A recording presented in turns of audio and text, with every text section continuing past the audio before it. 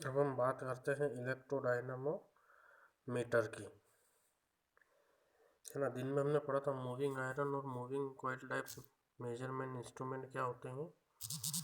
अब हम देखते हैं इलेक्ट्रोडायनामोमीटर क्या होता है ना। What is electrodynamometer type watt meter. तो सबसे पहले तो हम ये समझते हैं कि वाट मीटर, वाट किसकी इकाई होती है, पावर की यानी शक्ति की, और पावर को हम पी से प्रदर्शित करते हैं। वो पी बराबर आपका क्या होता है, वोल्टेज गुणित करंट, यानी V into I, V multiply I, या आई स्क्योर आर। वी बराबर आई आर होता है ना, जिसकी वजह से वी पावर बराबर आई स्क्योर आर भी बोल सकते हो ना, वी इंटू आई भी बोल सकते हैं। और पावर की इकाई यूनिट यानी कि पावर को हम किस में नापते हैं, वाट में। तो आपका वाट मीटर यानी कि वह मीटर या वह यंत्र जो जिससे कि हम पावर यानी शक्ति, पावर यानी कि इलेक्ट्रिक पावर यानी कि विद्युत शक्ति की हम राशि को मापते हैं, या विद्युत शक्ति का जिससे हम मापन करते हैं, उस उपकरण को हम वाट मीटर कहते हैं। तो इलेक्ट्रो मतलब होता है विद्युत, और डायनामो का मतलब होता है चलना, है ना। या अल्टरनेट होना, या प्रत्यावर्ती होना, चेंज होना।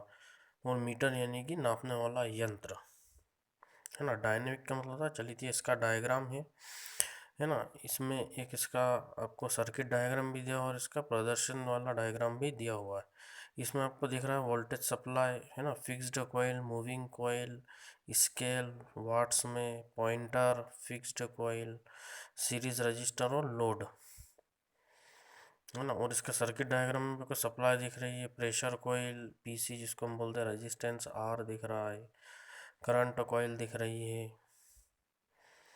ना, और लोड दिख रहा है इसमें। इसकी परिभाषा देखते हैं हम, डेफिनेशन। तो इंस्ट्रूमेंट जो काम करता है, reaction between magnetic field, moving coil और फिक्स कोयल के बीच में जो आपका रिएक्शन होता है चुंबकीय क्षेत्र का, वो आपका इलेक्ट्रोडायनामोमीटर वाटमीटर कहलाता है। ये किसके मेजर के काम आता है, पावर ऑफ बहुत एसी और डीसी सर्किट दोनों के पावर को नापने के काम आता है ये। इसका वर्किंग प्रिंसिपल क्या है, तो जो वर्किंग प्रिंसिपल है इलेक्ट्रोडायनामोमीटर वाट मीटर का, वो वेरी सिंपल और इजी है। इसकी जो वर्किंग है, वर्किंग डिपेंड्स करते थ्योरी के, उस थ्योरी पे कि जब किसी जो कंडक्टर है जिसके अंदर करंट कैरिंग यानी ऐसा धातु या तार का टुकड़ा या चालक जिसके अंदर करंट बह रहा हो, उसको जब हम चुंबकीय क्षेत्र में रखते हैं तो उस पर एक मैकेनिकल फोर्स यानी कि यांत्रिक बल उस पर अनुभव होता है या लगता है। तो ये जो मैकेनिकल फोर्स है वो हमारे जो पॉइंटर रहता है, सुई का कांटा जो आपको यहाँ पे डायग्राम में दिख रहा है, पॉइंटर इसको घुमाता है या मूव कराता है ना, जिसकी वजह से आपका जो पॉइंटर है वो घूमने लगता है। और स्केल जो आपकी दिख रही है, ये घड़ी टाइप की, है ना, जो कि जिस पे मान लिखे हुए रहते हैं गिनती संख्या, उसके आसपास हमारा पॉइंटर मूव करता है। और हम स्केल पे जिस जगह पे हमारा पॉइंटर रुकता है वो हमारी राशि, हम उसको नाप लेते हैं कि भाई इतना मान हमारे इस पावर का है, इतने वॉट का। तो उस मैकेनिकल फोर्स की वजह से आपका डिफ्लेक्ट करता है पॉइंटर, यानी कि मूव करता है कहाँ, किसके आसपास, आपकी कैलिब्रेटेड स्केल यानी कि आपकी जो स्केल है मापने की, उसके आसपास मूव करता है। अब इसका कंस्ट्रक्शन जो रहता है इलेक्ट्रोडायनामोमीटर वाट मीटर का, तो इसके इम्पोर्टेंट पार्ट्स है कंस्ट्रक्शन ही, संरचना, है ना, इसकी बनावट, इसमें क्या क्या पार्ट्स रहते हैं किसमें, इलेक्ट्रोडायनामोमीटर वाट मीटर में। तो पहला आपका आता है फिक्स्ड कॉइल। तो जो आपकी फिक्स्ड कॉइल रहती है वो कनेक्ट रहती है सीरीज में किससे, लोड से, है ना। आपको डायग्राम में दिख जाएगा, आपकी जो फिक्स्ड कॉइल है वो सीरीज में कनेक्ट है लोड से, दो फिक्स्ड कॉइल है इसमें।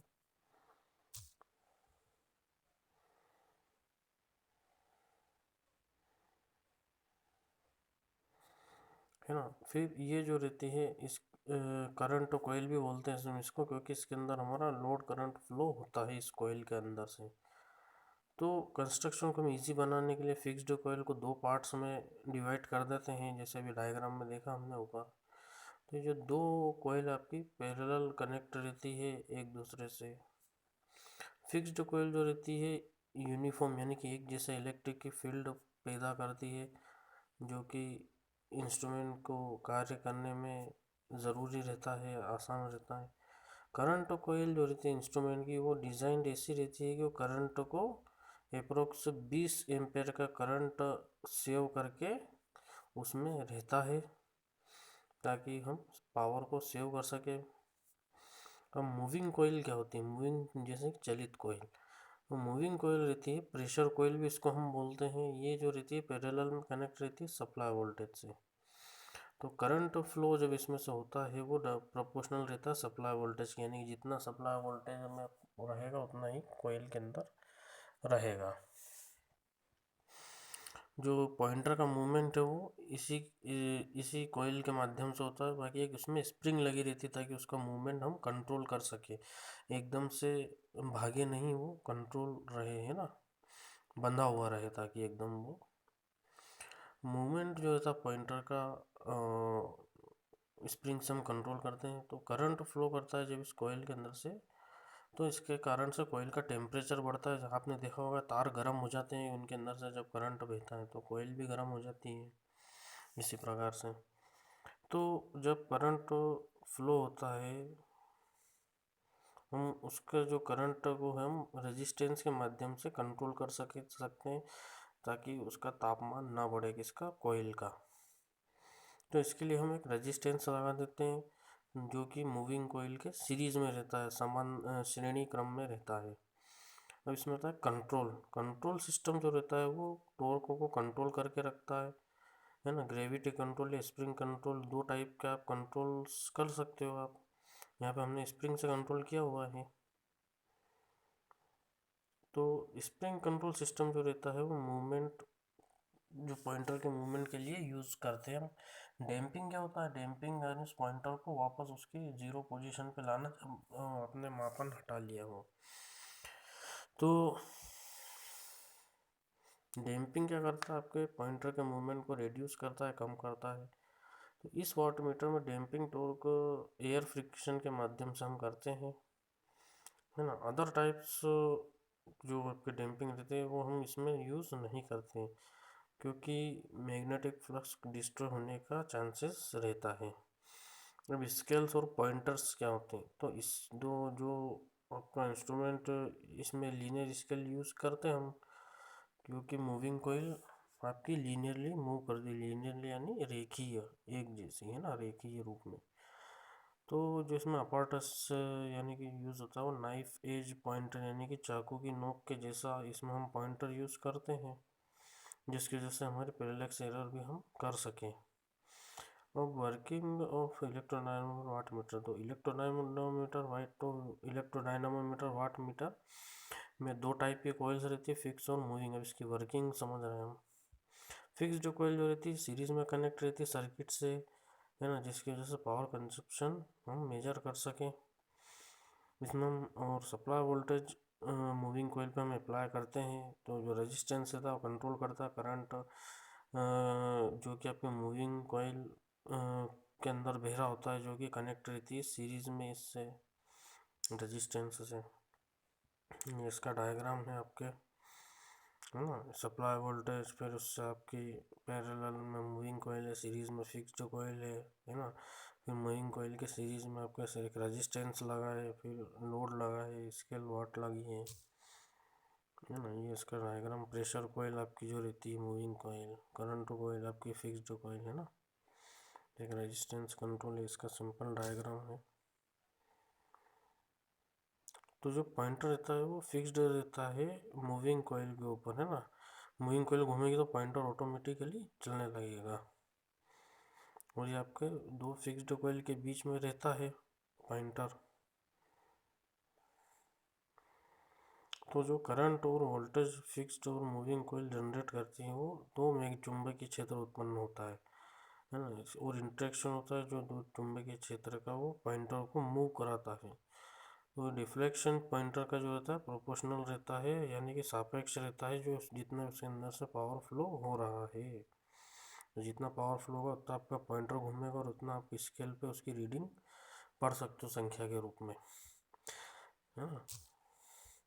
इंस्टेंटेनियस टॉर्क जो रहता है वो पॉइंटर पे लगता है वाट मीटर के, और उसकी इक्वेशन ये रहती है ना, T1 बराबर I1 IP dm/d थीटा, ये इसकी इक्वेशन रहती है इंस्टेंटेनियस।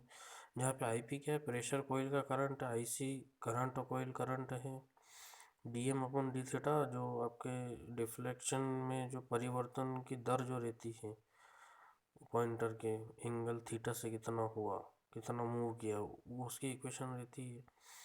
अब जो वोल्टेज रहता है प्रेशर कोयल के सर्किट के अंदर जो है, वो इक्वेशन 2 से हम उसको प्रदर्शित करते हैं। अगर प्रेशर कोयल आपकी प्योर प्रतिरोधक है तो उसमें करंट जो रहेगा वोल्टेज के फेज में रहेगा, और करंट की वैल्यू हम वाट मीटर इक्वेशन से निकाल सकते हैं। तो करंट को कोयल अगर लेग कर रही है वोल्टेज से एंगल फाई से, तो करंट उसमें IP बराबर √2I sin⁻t−φ, जो वैल्यू रहती है करंट की प्रेशर कोयल के अंदर वो बहुत कम रहती है, जिसके कारण करंट फ्लो जो रहता है आपका प्रेशर कोयल के थ्रू, वो टोटल लोड करंट के बराबर मापा जाता है। लोड मतलब बेटा जहाँ आपका उपकरण, जो आपका उपकरण है जिससे जुड़ा हुआ, वो आपका लोड कहलाता है। जैसे कि हमारा बल्ब है, टीवी है, फ्रिज है, कूलर है, ये उपकरण आपके लोड कहलाते हैं। तो जो टॉर्क उस पर लगता है वो वाट मीटर इक्वेशन पे आता है। जो एवरेज डिफ्लेक्शन है टॉर्क का, वो इंटीग्रेटिंग टॉर्क 0 से T लिमिट तक का हम इंटीग्रेशन करते हैं, समाकलन। तो जो एवरेज आपका डिफ्लेक्शन टॉर्क निकल जाता है वाट मीटर का। अब जो कंट्रोलिंग टॉर्क है उस पर जो लगता है स्प्रिंग पे, वो वाट मीटर की इक्वेशन से हम निकाल सकते हैं। अब इसमें एरर्स क्या उत्पन्न होती है, तो इसमें निम्न एरर है इलेक्ट्रोडायनामोमीटर्स में जो उत्पन्न होती है वाट मीटर में। प्रेशर कोयल इंडक्टेंस, यानी कि दबाव वाली कोयल का जो प्रेरकत्व। तो जो प्रेशर कोयल का जो रहता है इलेक्ट्रोडायनामोमीटर का, वो उसमें कुछ प्रेरकत्व जो रह जाता है, जिसकी वजह से करंट आपका लेग हो जाता है, कम हो जाता है वोल्टेज के मुकाबले। तो पावर फैक्टर वाट मीटर का वो भी लेग हो जाता है, नहीं कम हो जाता है, और आपका मीटर कभी कभी हाई रीडिंग बता देता है जबकि हकीकत में कम रहती है। प्रेशर कोयल का जो कैपेसिटेंस है, संधारित्व, उसकी वजह से भी कभी कभी एरर्स आ जाती हैं।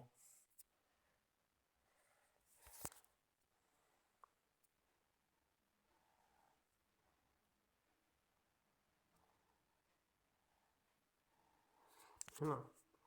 तो जो आपका प्रेशर कोयल का कैपेसिटेंस है वो इंडक्टेंस के मुकाबले आ जाता है, जिसकी वजह से कैपेसिटेंस इंक्रीज हो जाता है, पावर फैक्टर भी आपका इंक्रीज हो जाता है। इसके कारण भी रीडिंग में एरर उत्पन्न होती है। एरर अन्योन्य प्रेरण के कारण, अन्योन्य प्रेरण प्रभाव के कारण भी इसमें एरर उत्पन्न होती है ना। प्रेशर कोयल और करंट कोयल में एरर आ जाती है। एडी करंट एरर भी एक प्रकार की इसमें एरर है, जिसकी वजह से कोयल खुद का चुंबकीय क्षेत्र बना लेती है, जिसकी वजह से मेन करंट फ्लो जो रहता है उसको इफेक्ट करता है, जिसके कारण एरर उत्पन्न होती है।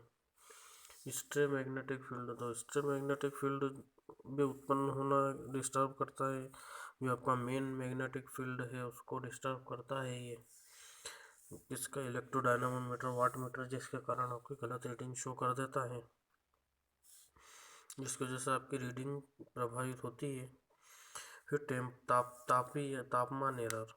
भाई क्या होता है कि जो आपके टेम्परेचर में वेरिएशन आते कम ज़्यादा होते हैं, जिसके कारण आपका रेजिस्टेंस भी चेंज होता है प्रेशर कोयल का, जिसके कारण भी एरर उत्पन्न हो जाती है। और कभी कभी आपका जो मूवमेंट ऑफ द स्प्रिंग होता है है ना, कंट्रोलिंग टॉर्क, उसके कारण भी आपका टेम्परेचर चेंज होता है, जिसके कारण आपका एरर उत्पन्न होती है।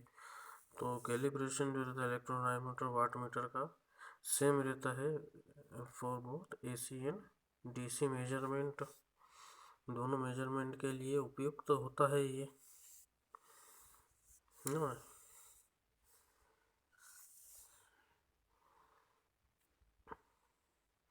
तो सिंपल सी बात है भाई, हमें पावर नापने के काम आता है ना। और अब हम अगले टॉपिक में एनर्जी मीटर पढ़ेंगे, यानी ऊर्जा, भाई कैलोरी में नापते हैं हम, जूल में भी नापते हैं, है ना। इस टॉपिक को आप यूट्यूब पे और गूगल पे सर्च करके हिंदी में और अच्छे से भी समझ सकते, पढ़ सकते हैं। और जो मैंने आपको समझाया है, बोला है, उसको आप नोट डाउन करके नोट्स बनाते रहिएगा।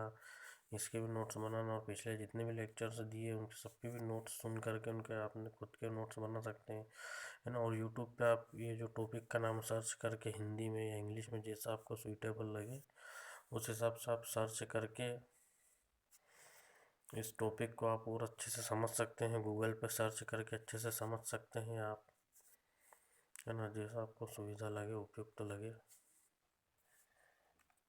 तो इस, है ना, और गूगल है, यूट्यूब है, और अन्य माध्यम से आप इसको हिंदी में, इंग्लिश में, और आप अपनी तरफ से भी सर्च करके समझ के पढ़ सकते हैं, समझ सकते हैं, और नोट्स बना सकते हैं।